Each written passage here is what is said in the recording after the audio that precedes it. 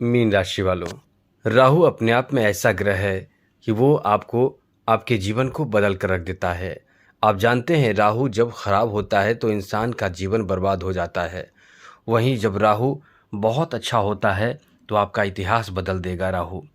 6 सितंबर से 255 दिनों तक राहु की स्थिति क्या रहेगी और राहु आपको कैसा लाभ क्या नुकसान कर सकता है, सभी विषय पर चर्चा करेंगे। यदि आप ये वीडियो पूरा देखते हैं तो कहीं ना कहीं आप हमेशा की तरह सतर्क और संभल कर भी रहेंगे और राहु से जो लाभ आपको मिलेगा वो आपको एकदम से भाग्यशाली भी बना देगा।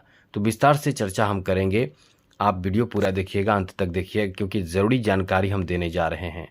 सबसे पहले ऐसे लोग जो इस चैनल पर पहली बार आए हैं, इस चैनल को सब्सक्राइब ज़रूर कर लीजिएगा, क्योंकि अच्छी, महत्वपूर्ण और ज़रूरी जानकारी हम इस चैनल के माध्यम से देते ही हैं। साथ ही साथ यदि आप अपना कुंडली दिखाना चाहते हैं तो फ्री में आपकी कुंडली देखी जाती है हमारे माध्यम से।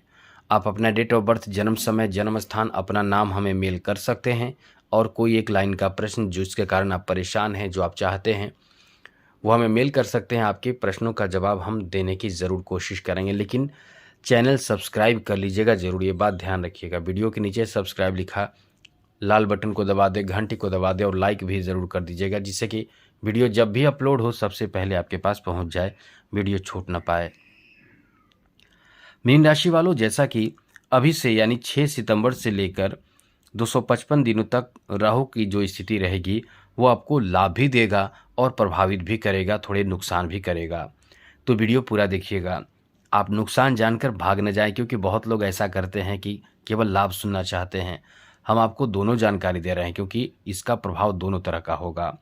18 मई 2025 तक, जी हाँ दोस्तों, 18 मई 2025 तक राहु की स्थिति जो रहेगी वो केवल आपकी राशि में रहेगा।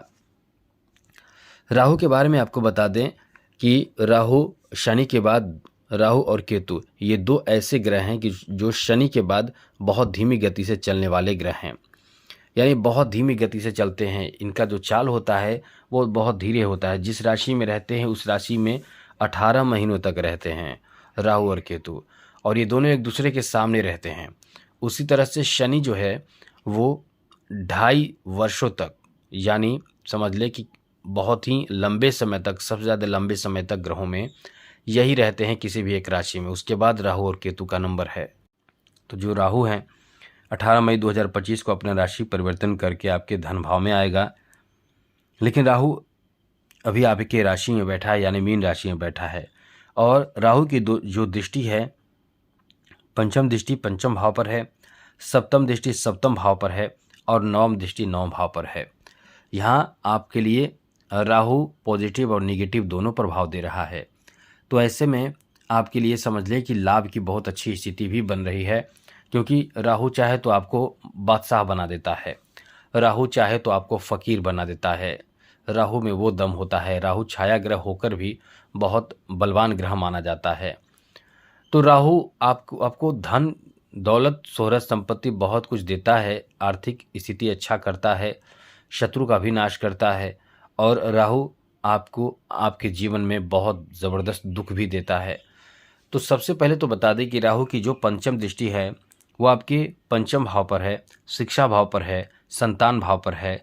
तो ऐसे में एक बात ध्यान रखिएगा, आप संतान से संबंधित किसी न किसी तरीके से थोड़े प्रभावित रहेंगे, यानी संतान को लेकर कुछ चिंताएं आपकी बनी रहेगी। ऐसा नहीं है कि चिंताएं बनी रहेगी तो परेशानी ही रहेगी, कभी कभी कुछ बड़े चीज़ों के लिए भी चिंता रहेगी। जैसे संतान की बड़े उपलब्धि के लिए आप परेशान रहेंगे, संतान की जैसे नौकरी हो, शादी विवाह हो, वो थोड़े विलम्ब होगा, लेकिन काम आपका बहुत अच्छा बनेगा, क्योंकि यहाँ तो केवल दृष्टि लगातार पंचम भाव में ही राहु की रहेगी, लेकिन बीच बीच में जो अच्छी ग्रहों की स्थिति बनती है वो नैया पार कर देता है। इसलिए हम अक्सर आपको पहले ही जानकारी दे देते हैं। तो ये जो पंचम भाव में दृष्टि है वो संतान को लेकर थोड़े से कष्ट भी देगा।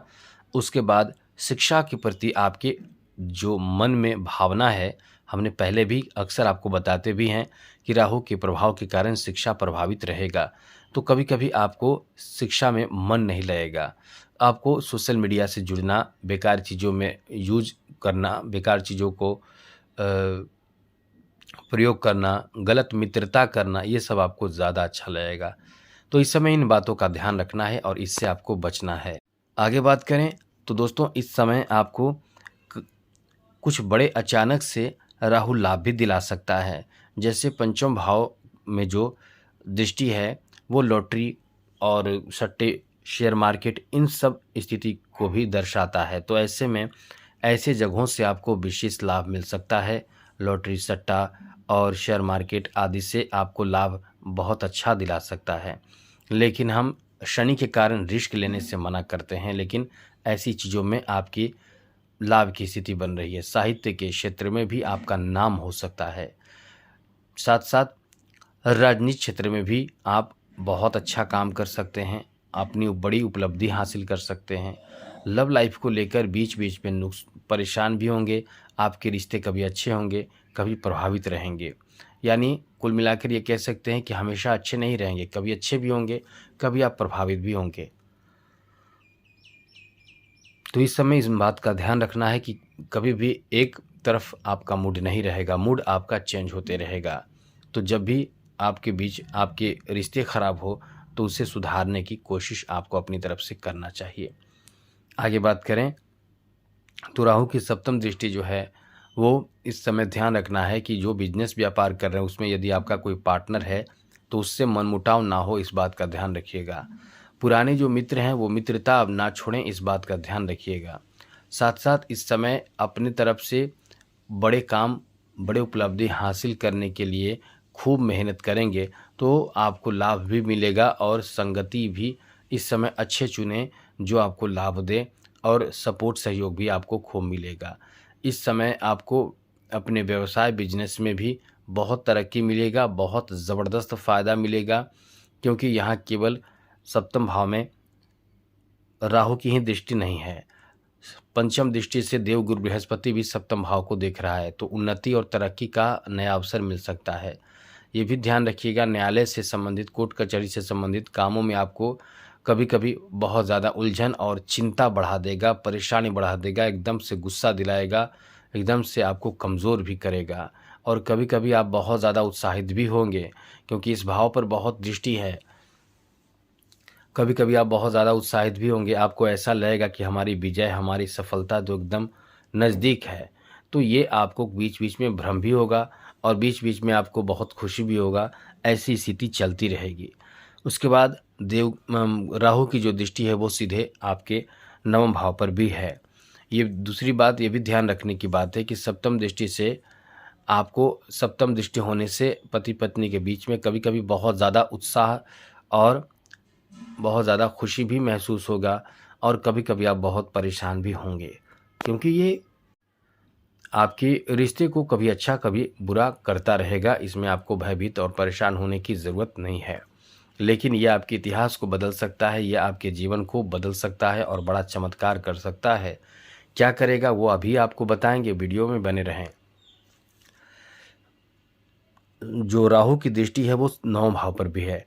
नौम भाव पर दृष्टि होने का मतलब है कि आपके भाग्य को खोल देगा। यानी आप यदि ईमानदारी पूर्वक मेहनत कर रहे हैं, अपने ऊपर भरोसा रखते हैं, गलत कर्मों से बचते हैं और मेहनत करते हैं तो किस्मत के भाव को राहु देख रहा है, तो ये आपकी किस्मत को बदल सकता है। ये कभी ऐसा कर देगा कि रातों रात इतिहास बदल देगा। कुछ ऐसी स्थिति, ऐसी बड़ी उपलब्धि आपको देगा जिससे आपके जीवन एकदम से खुशियों से भर देगा। बड़ी उपलब्धि, बड़े समाज में बड़े मान सम्मान, नाम आपका बढ़ सकता है, हो सकता है। इसलिए इस समय को काफ़ी अच्छा समय कह सकते हैं, उपलब्धियों और सम्मान और सफलताओं से भरा हुआ समय कहा जा सकता है। तो ये तो है कि राहु आपको बहुत ज़बरदस्त फ़ायदा भी दे रहा है और आपको नुकसान कर नहीं रहा है। नुकसान आपके विचार के कारण होगा, सोच के कारण होगा। आप जल्दी में और शॉर्टकट अपनाने के चक्कर में परेशान होंगे। बाकी तो राहु एकदम से आपको कुछ नुकसान ज़्यादा नहीं करेगा, आपकी सोच यहाँ प्रभावित रहेगा। तो ये आपको एक बार जब भी कुछ भी प्लानिंग करें तो एक बार बहुत अच्छे से समझ लें कि इसका लाभ और नुकसान दोनों पक्ष क्या हो सकता है। इसलिए ये कहना चाहते हैं कि यदि आप इस समय सतर्क रहते हैं, सावधान भी रहते हैं, राहु जब तक कि राहु को मजबूत न किया जाए। और एक बात और, उपाय बता देते हैं, ये उपाय कीजिएगा, राहु कुछ भी नहीं आपको नुकसान पहुंचाएगा। लेकिन उससे पहले एक बात फिर से कहेंगे, चैनल को सब्सक्राइब ज़रूर कर लीजिएगा। अच्छी, महत्वपूर्ण और ज़रूरी जानकारी आपको इस चैनल के माध्यम से मिलता रहेगा। तो राहु से बिल्कुल भयभीत ना हो, राहु चाहे तो आपको बहुत कुछ दे सकता है। अब राहु को कैसे मजबूत करना है, माँ दुर्गा की आराधना अच्छे से करें।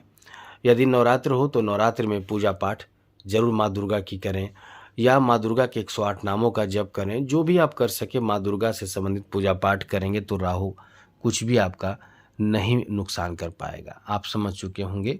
आज के लिए इतना ही। जय माता दी, राधे कृष्णा, ओम नमः शिवाय।